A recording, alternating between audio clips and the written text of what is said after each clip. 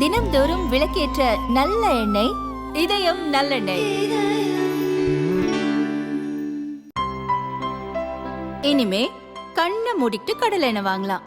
ஏன்னா மந்த்ரா கடலை எண்ணெய் இதயத்தின் தயாரிப்பு.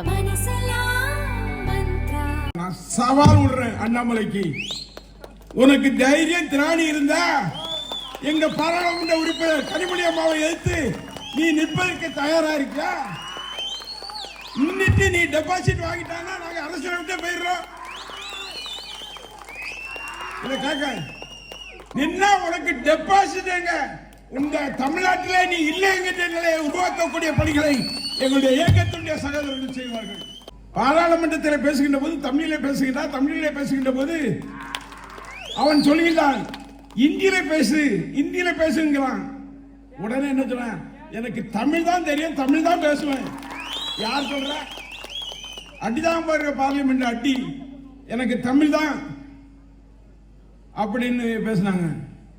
இந்த இயக்கத்தை வீழ்த்தி விடலாம் என்று பிஜேபி கனவு காண்பிட்டு சில மந்திரிகளை அமலாக்கத்துறை,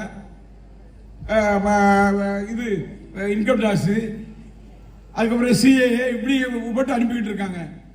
ஒரு கொம்பனாலும் இந்த இயக்கத்தை தொட்டுவோட பார்க்க முடியாது என்ற சவாலை நாங்கள் விடுகின்றோம். என் மேலே அமலாக்கத்துறை இருக்கு, கேஸ் இருக்கு. என்ன பண்ணிவிடுவான்னு கேட்க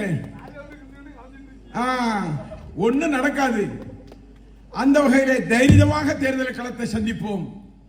எதிரிகளாக நிற்கக்கூடிய அதிமுக வேட்பாளர்களையும் பிஜேபி வேட்பாளரும் டெபாசிட் இல்லாத நிலையை உருவாக்கக்கூடிய பணிகளை நாம் செய்ய வேண்டும்.